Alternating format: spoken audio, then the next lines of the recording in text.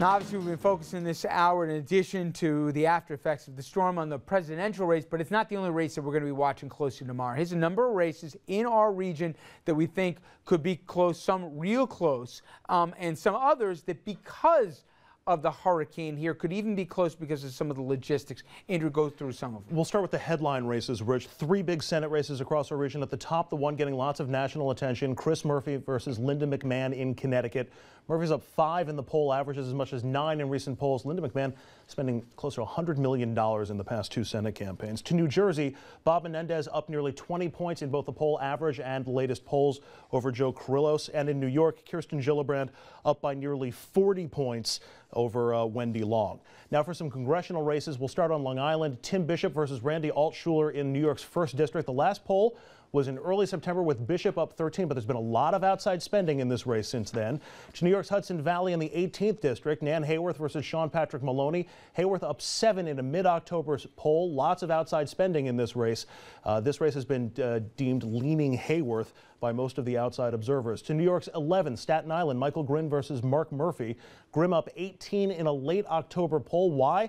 Murphy's not that well known, despite Grimm's FBI investigation and the whole incident with the brick through the window. New Jersey's 3rd district, my apologies. John Runyon versus Shelley Adler. Adler is the widow of John Adler, the incumbent who Runyon beat in 2010.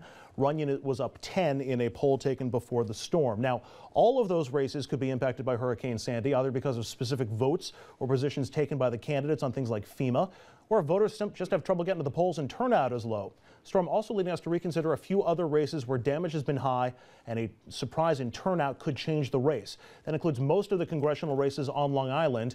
New York's 2nd district, Peter King should win easily unless there's no turnout, and we'll see tomorrow. Same for Steve Israel in Long Island's District 3 and Carolyn McCarthy in Long Island's District 4. All should win another term, but we'll see. New York's 17th district, Westchester County. Nita Lowey expected to win pretty easily against Joe Carvin, but there have been lots of outages in Westchester that could lead to impacted turnout or frustrated voters. We're going to keep an eye on this race.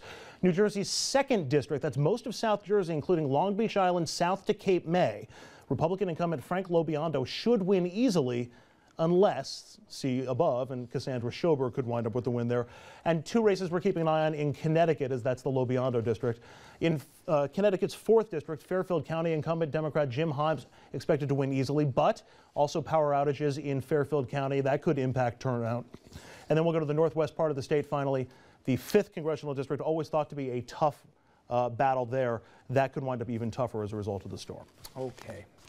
We will jump to a break, and when we come back, the roundtable does some predictions here, and I'll tell you who I think we'd be better off with winning tomorrow night. Stay with us. We'll be right back.